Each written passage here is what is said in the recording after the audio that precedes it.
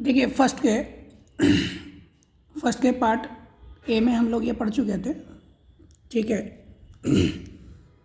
वृत्त, त्रिभुज, चतुर्भुज, सर्कल, ट्रायंगल, क्वाड्रिलेटर, ठीक है, कुछ नाम पार्टों के नाम पढ़ चुके थे। अभी टोटल हम पार्ट के नाम पढ़ रहे हैं, ठीक है।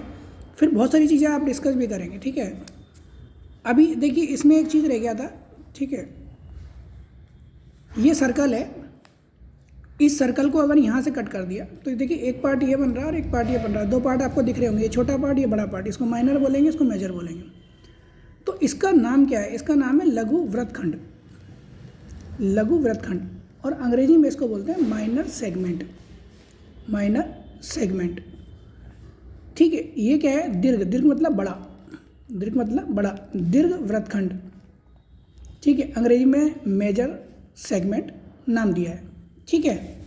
चलिए आगे चलते हैं हम। अभी हम पहले नामों की चर्चा कर रहे हैं जिससे आपको नाम पहचान में है। फिर इस पर हम देखिए बहुत बड़ा टॉपिक है ये, एक दिन में नहीं है। और कोशिश कीजिए इसको बार बार देखिए तो आपको ये कुछ चीज़ें याद हो जाएगी जिससे कई बनने वाले क्वेश्चंस आप खुद ही इजी गोइंग कर लेंगे। देखिए अब हम बात कर रहे हैं ट्रायंगल की,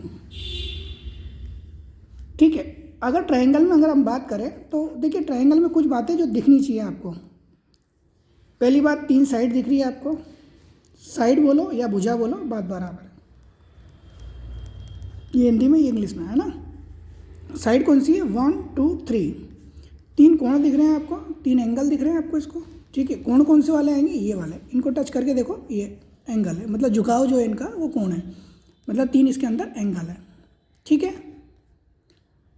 अगर और हम बात करें कि क्या चीज़ मिलेगी तो 3 और 3 टोटल कितने होगा? 6। 6 इसके अवयव है। अवयव मतलब एलिमेंट। अगर कोई पूछे how many elements of A triangle, मतलब एक ट्रायंगल में कितने एलिमेंट्स हैं, तो कितने अवयव हैं? 6 अवयव है, 6 एलिमेंट है। जब 6 एलिमेंट है तो ध्यान दीजिए, इसको समझिए। इसके टाइप्स अगर बात की जाए तो एंगल के प्रकार में भी 3 टाइप्स होंगे और इसके प्रकार में भी। अगर टोटल प्रकार की बात की जाए, टाइप्स की बात की जाए, तो टोटल कितने टाइप्स हैं इसके? 3 + 3, टोटल टाइप्स कितने? 6 टाइप्स हैं, ठीक है। ये 3 + 3 क्यों लिखा है? क्योंकि ये कोणों के आधार पे है और ये भुजाओं के आधार पे है, ठीक है। 6 के अगर हम नाम लें तो देखिए नाम क्या आएंगे? एक का नाम है समबाहु, अंग्रेजी में बोलते हैं इक्विलेटर ट्रायंगल, ठीक है। समद्विबाहु, समद्विबाहु, ठीक है। अंग्रेजी में क्या बोलते हैं? आइसोलेटेड ट्रायंगल, ठीक है। एक आता है विषमबाहु, ठीक है ना। समझ में आ रही है बात? ये बाहु भाहु भाहु, इसका मतलब क्या है? ये साइड के अकॉर्डिंग है, ठीक है, डिपेंडिंग ऑन साइड, ठीक है। ऐसे ही न्यून कोण ट्रायंगल, न्यून कोण ट्रायंगल, न्यून कोण त्रिभुज, ठीक है। इसको क्या बोलेंगे हम?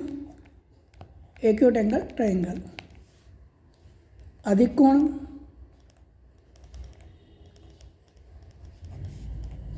ठीक है,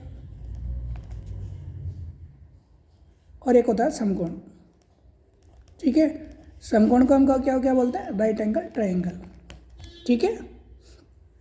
मतलब अगर हम बात की जाए कि त्रिभुज के बारे में हम क्या जानते हैं? त्रिभुज में 3 भुजाएं होती हैं, 3 कोण होते हैं, 3 और 3 6 अवयव होते हैं।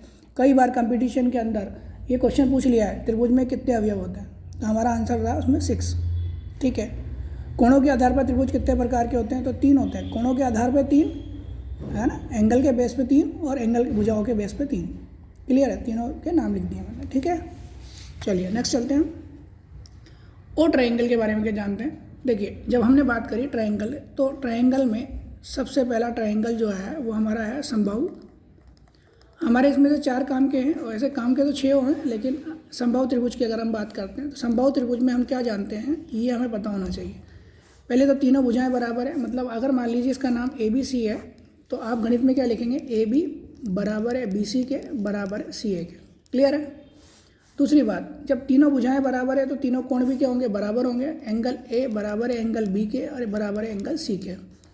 अब ये बात आप जानते हैं जो आपने यहाँ पर पढ़ी है ना। नहीं पढ़ी तो यहाँ पढ़नी चाहिए हमें, ठीक है। क्या पढ़नी चाहिए? कि त्रिभुज में जो ये ट्रायंगल है, इस ट्रायंगल के तीनों जो एंगल है इसका सम ऑलवेज फिक्स होता है। A + B + C, ये तीनों ऑलवेज फिक्स होते हैं कि इन तीनों का सम 180 से ज़्यादा नहीं होगा। 180 फिक्स है, 180 से कम भी नहीं होगा। क्लियर है? इंटीरियर एंगल, अंदर वाले की बात कर रहे हैं, बाहर वाले की भी बात नहीं कर रहे, बाहर वाले की बात लास्ट में करेंगे, ठीक है। अंदर तीनों कोणों का योग कितना होता है? 180 होता है ना, 2 राइट एंगल के इक्वल होता है, ठीक है ना, ठीक है। चलिए, तो इसकी मतलब ये कि अगर हम 3 एंगल इसके निकालें तो कितने कितने के हो जाएंगे? 60-60 के हो जाएंगे। मतलब इक्विलेटरल ट्रायंगल के अंदर समबाहु त्रिभुज में प्रत्येक कोण का मान 60 डिग्री होता है, इसका मेजरमेंट फिक्स है, ठीक है। चलिए, नेक्स्ट बात क्या जानते हैं हम? चला साहब 2 ही बात जानी है अभी, तो 2 और बात जानी है। इसमें अगर मान लीजिए इसको फिल कर दिया जाए किसी चीज़ से तो ये एरिया बन जाएगा। तो इसका जो एरिया है, मतलब त्रिभुज का जो क्षेत्रफल है, लेकिन इस बात का ध्यान रखना है, ये जो त्रिभुज है इस त्रिभुज का क्षेत्रफल √3/4 लिख रहे हैं हम, और साइड स्क्वायर, इसका मीन है, क्या मीन है कि ये ट्रायंगल कौन सा है? इक्विलेटरल ट्रायंगल है, ये फिक्स है। त्रिभुज कोई सा भी हो ना, हम ट्रायंगल सुनते के साथ में ऐसा नहीं एक्साइटेड हो जाओ आप, सबसे पहले ये समझो ट्रायंगल है कौन सा। अगर ये समबाहु त्रिभुज है, कौन सा? समबाहु त्रिभुज। अगर ये समबाहु त्रिभुज है तो इसका क्षेत्रफल √3/4 साइड स्क्वायर से निकाल सकते हैं, ठीक है। इसमें एक चीज़ और फाइंड कर सकते हैं, ये इसकी हाइट है, ठीक है। लंब भी बोल सकते हैं, हाइट भी बोल सकते हैं। तो हाइट याद रखो आप, तो समबाहु त्रिभुज की ऊंचाई, ठीक है। ये मैं केवल यहाँ पर ऊंचाई लिख रहा हूँ, लेकिन आप पूरा लिखिए। समबाहु त्रिभुज की ऊंचाई जो क्या होता है, देखिए ये 3 का 3 है, यहाँ साइड का साइड है, दोनों में चेंजेस क्या है? यहाँ का स्क्वायर हट गया और ये 4 का कितना हो गया? 2 हो गया, √3/2 साइड। ये चौथी बात हमें यहाँ पर जानने को मिली। मतलब समबाहु त्रिभुज के बारे में हम कितनी बात जानते हैं? तो हम 4 बातें समबाहु त्रिभुज के बारे में जानते हैं। तीनों भुजाएं बराबर होती है, प्रत्येक कोण का मान बराबर होता है और 60 डिग्री के बराबर होता है। ये हमारे पास पहले से होना चाहिए, ठीक है, क्योंकि कहीं भी अगर समबाहु त्रिभुज का नाम आया तो ये हमारी मेमोरी के अंदर होना चाहिए, तब हम उस सवाल को कर पाएंगे, अदरवाइज नहीं कर पाएंगे। क्लियर है? दूसरा हमारे लिए इम्पोर्टेंट कौन है?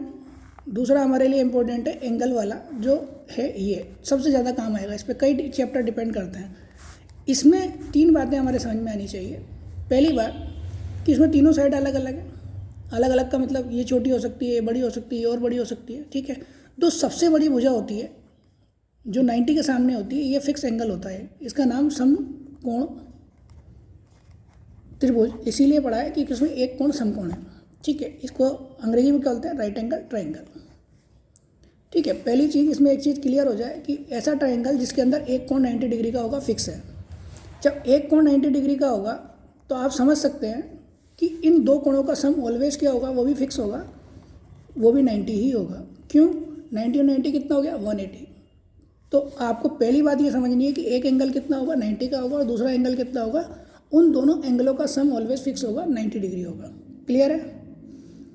तीसरी बात जो आपको समझ में आनी चाहिए, ठीक है, इसमें जैसे समकोण त्रिभुज या राइट एंगल ट्रायंगल आपने पढ़ लिया, यहाँ पर एक इन तीनों साइडों में एक रिलेशन है, हाइपोटेन्यूज का square is equal to perpendicular square base का स्क्वायर, ठीक है। अगर हिंदी मीडियम की बात की जाए तो उसको बोलते हैं हम कर्ण का स्क्वायर बराबर लंब का स्क्वायर प्लस आधार का स्क्वायर, ठीक है। ये चीज़, अब इसमें समस्या सिर्फ इतनी सी है, अगर हम समझदार हैं और ये चीज़ है, तो 90 के सामने जो होता है वो ऑलवेज क्या होता है? कर्ण होता है। ये कंपटीशन में कई बार पूछ लिया जाता है ना, कोई ट्रायंगल बना दिया जाता है और उसमें पूछ लेते हैं इसमें से हाइपोटेन्यूज कौन सा है, तो हम बिल्कुल बेझिझक जो सबसे बड़ी भुजा होती है वो हाइपोटेन्यूज होती है, ठीक है। अगर इस वाले ट्रायंगल में हम किसी चीज़ को इंपॉर्टेंट ना लें तो ये हमारा क्या है? परपेंडिकुलर है और ये हमारा बेस है, ठीक है। लेकिन जो सत्य है वो क्या है? 90 के सामने वाला कर्ण होता है। और अगर मान लीजिए हमने ये कोई एंगल लिया है, किसी एंगल पे हम डिपेंड है, तो उसके सामने वाले को हम परपेंडिकुलर लेते हैं, लंब लेते हैं, ठीक है, और बचा हुआ जो होता है वो हमारा आधार होता है, ठीक है। तो इसलिए हमें इस बात का ध्यान रखना होता है कि हम किसी भी चीज़ को ध्यान से समझ कर करेंगे, ठीक है। अभी फ़िलहाल हमारे ये काम का है तो ये लिख रहे हैं, और भी बातें हम अभी नेक्स्ट इसमें करेंगे। देखिए, इसमें एक चीज़ और है ना, 2 चीज़ें हैं। साइन थीटा कोस थीटा हम चैप्टर पढ़ रहे थे, लाल कक्का या पंडित बद्री प्रसाद हर हर बोले, ठीक है। लंब आधार कर्ण, ठीक है। अगर यहाँ लिख दें हम साइन, यहाँ लिख दे कोस, यहाँ लिख दे टेन, यहाँ लिख दे कोट, ठीक है, यहाँ लिख दे सेक और यहाँ लिख दे कोसेक, ठीक है। यही सीक्वेंस यहाँ है, साइन कोस टेन, इसको याद करने का तरीका है, ठीक है, पी से परपेंडिकुलर है, बी से बेस है, परपेंडिकुलर है, हाइपोटेन्यूस है, ठीक है। इसके जस्ट नीचे कोट, सेक और कोसेक, ठीक है। इसका मीन क्या है इसे समझो। देखिए मान लीजिए कहीं भी साइन है तो साइन दो साइड का रेशो है। कौन कौन सी साइड है? एक तो लंब है और एक कण है। इससे अगर बात की जाए तो परपेंडिकुलर और हाइपोटेन्यूस है। ऐसे ही अगर कोस की बात की जाए तो ये भी दो चीज़ होती है। देखिए यहाँ पर मैंने एंगल नहीं लिया है क्योंकि एंगल लेंगे तो परपेंडिकुलर फिक्स हो जाता है, ठीक है। यहाँ पर क्या हुआ? आधार बटा कण, ठीक है, बेस बाय हाइपोटेन्यूस। ऐसे ही टेन की अगर बात करेंगे तो क्या हो जाएगा? लंब बटा आधार, ठीक है, ये बी है ना, ध्यान रखना ये बी है, ये बी है ना, HHB। पंडित बद्री प्रसाद हर हर बोले, शॉर्ट में याद कर सकते हैं, ठीक है। पंडित बद्री प्रसाद हर हर बोले, ठीक है। तो ये क्या आ जाएगा? परपेंडिकुलर बाय बेस हो जाएगा। क्लियर है? तो इसका जस्ट अपोजिट कर दीजिए आप। अपोजिट करने का मतलब अगर कोसेक की अगर हम बात करेंगे तो ये पलट जाएगा, ये पलट जाएंगे, ठीक है। तो आपको ये याद करने की ज़रूरत नहीं है, ऊपर वाले तीन याद कीजिए, बाकी के तीन अपने आप बना सकते हैं आप, केवल अपोजिट करना है, ठीक है। नेक्स्ट बात करते हैं हम। अभी किसकी बात चल रही है? टोटल बात चल रही है राइट एंगल ट्रायंगल की, ठीक है। इसमें पहला पॉइंट, एक एंगल जो होगा वो 90 का होगा। दूसरा पॉइंट, दो एंगलों का सम ऑलवेज 90 होगा। तीसरी बात, तीन साइडों के अंदर एक रिलेशन होता है, ठीक है, तीन साइडों में एक रिलेशन होता है, हाइपोटेन्यूस का square equal to perpendicular square plus का बेस स्क्वायर। क्लियर है? फिर एक रिलेशन ये। पांचवा पॉइंट इसके अंदर क्या है, इस बात को भी ध्यान दें। देखिए इसमें एरिया निकाल सकते हैं हम इसका, समकोण त्रिभुज का क्षेत्रफल, area of right angle triangle, ठीक है, समकोण त्रिभुज का क्षेत्रफल। तो वो कैसे निकालें हम? तो वो निकालने के लिए हमारे पास पहले से फार्मूला है, ठीक है, बेस इंटू हाइट बाई 2 या 1/2 बेस इंटू हाइट। बेस को आधार कहते हैं, ठीक है, और हाइट को ऊंचाई कहते हैं, ठीक है। 1/2 बेस इंटू हाइट, ठीक है, वो आप लिख लीजिए, समझ में आ रही होगी आपको। तो ये हमने जिसकी बात करी वो क्या है? राइट एंगल ट्रायंगल है, ठीक है। सारी बातें हम एक बार डिस्कस कर चुके हैं, एक बार फटाफट एक बार रिवाइज कर लेते हैं। देखिए हमने कहा पॉइंट है जिसको बिंदु कहेंगे, है ना, दोनों दिशाओं में चल रही है लाइन हो गई, ठीक है, एक दिशा में जा रही है किरण हो गई, और दोनों डॉटेड से तो रेखाखंड हो गया, मतलब लाइन सेगमेंट हो गया। सर्कल है, त्रिभुज है, और ये चीज़ है। सर्कल एक ही लाइन को ज्वाइन कर दिया मोड़ करके तो सर्कल बन गया। तीन अलग अलग स्टिक काम में लिए, त्रिभुज बन गया। चार स्टिक काम में लिए, क्वाड्रिलेटर बन गया, ठीक है। सर्कल में हमने कुछ पार्टों के नाम याद किए, ठीक है। ये सेंटर होता है, ठीक है, और सेंटर और सर्कमफ्रेंस के बीच की जो between the distance of centre and circumference called radius. केंद्र और परिधि के बीच की दूरी को त्रिज्या कहते हैं, ठीक है। त्रिज्या का डबल व्यास होता है जो सेंटर से हमेशा पास होता है, इस बात का ध्यान रखिए।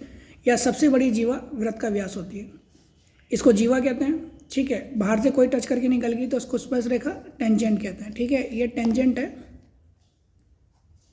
टेंजेंट, ठीक है। फिर हमने बात करी आगे कि जो ये सर्कल है, इस सर्कल में अगर दो रेडियस और एक आर्क आ जाए, एक चाप आ जाए, तो इस सेक्टर को, मतलब इस जगह को क्या कहेंगे हम? त्रिज्यखंड कहेंगे। ये छोटा त्रिज्यखंड है और ये बड़ा त्रिज्यखंड। छोटे का मतलब लघु हो गया, बड़े का मतलब दीर्घ हो गया, माइनर और मेजर। त्रिज्यखंड को अंग्रेजी में सेक्टर के नाम से नाम दिया है, ठीक है। फिर ऐसे ही अगर मान लीजिए ये और इसमें अंतर है, यहाँ पर देखिए एक जीवा है और एक चाप है, जबकि वहाँ दो रेडियस थी, इस बात को समझना। तो इसको क्या देते हैं? माइनर सेगमेंट, और इसे कहेंगे मेजर सेगमेंट। क्लियर है? ये आगे इसके ऊपर बहुत सारे सवाल हम करेंगे, इसलिए इस चीज़ को समझना है। फिर हम ट्रायंगल के ऊपर आए। ट्रायंगल की सारी बातें हम कर सकते हैं कि ट्रायंगल में 3 साइड होती है, 3 कोण होते हैं, टोटल कितना हुआ? 6 अवयव हो गया, 6 प्रकार हो गए, ठीक है। और जो समबाहु त्रिभुज है, इक्विलेटरल ट्रायंगल है, समद्विबाहु त्रिभुज है, ठीक है, और विषमबाहु त्रिभुज है। न्यूनकोण त्रिभुज की अगर हम बात करें, ठीक है, ये नाम है, मतलब 3 भुजाओं के आधार पर और 3 कोणों के आधार पर हमने बात करी। फिर हम जो जानते हैं वो क्या जानते हैं कि त्रिभुज के अंतः कोणों का योग, मतलब त्रिभुज के इंटीरियर एंगल का जो सम है ऑलवेज 6 होता है, 180 डिग्री होता है। ये हम छोटी क्लास में पढ़ चुके हैं। नेक्स्ट हमने क्या पढ़ा? नेक्स्ट हमने पढ़ा कि समबाहु त्रिभुज के बारे में हमने चर्चा करी कि समबाहु त्रिभुज जो है उसमें तीनों भुजाएं बराबर होती है, तीनों कोण बराबर होते हैं। जब तीनों कोण बराबर होते हैं तो इनका मान भी फिक्स होता है, 60 डिग्री इनका मान होता है। त्रिभुज का जो क्षेत्रफल है, मतलब समबाहु त्रिभुज का जो क्षेत्रफल है वो हम एक डायरेक्ट फार्मूले से फाइंड कर सकते हैं, √3/4 साइड स्क्वायर। हाइट भी हम इसकी फाइंड कर सकते हैं, √3/2 साइड से निकाल सकते हैं। ठीक है, उसके बाद हमारे पास है समकोण त्रिभुज, right angle triangle. Right angle triangle की अगर हम बात करते हैं तो राइट एंगल ट्रायंगल जो है वो उसमें एक एंगल जो है वो 90 डिग्री का फिक्स होता है। ठीक है, और दो एंगलों का जो रिमेनिंग एंगल बचे हैं उनका सम जो होता है वो 90 डिग्री होता है। बचे हुए एक ये बचा और एक ये बचा, इन दोनों का सम ऑलवेज 90 डिग्री होता है। फिर हमने तीसरी बात पढ़ी कि इनमें तीन भुजाओं के अंदर एक रिलेशंस होता है, जो सबसे बड़ी भुजा का स्क्वायर है वो अन्य दो भुजाओं के स्क्वायर के बराबर होता है। ये हम प्रूफ कर सकते हैं, लेकिन अभी फिलहाल हमें ये याद रखना है क्योंकि कहीं भी किसी भी चैप्टर के अंदर इसको डायरेक्ट काम में लिया जा सकता है। फिर ये हमने पढ़ा लाल कक्का या पंडित बद्री प्रसाद हरर बोले, आप जिस मीडियम से उस मीडियम के अकॉर्डिंग, ठीक है, हिंदी मीडियम इंग्लिश मीडियम का है, ऐसे लिखा जा सकता है। कैसे लिखेंगे वो हम चर्चा करेंगे नेक्स्ट पार्ट में। फिर पांचवा पॉइंट है समकोण त्रिभुज का जो क्षेत्रफल है, area of the right angle triangle, वो 1/2 बेस इंटू हाइट होता है, आधार इंटू ऊंचाई होता है। ठीक है,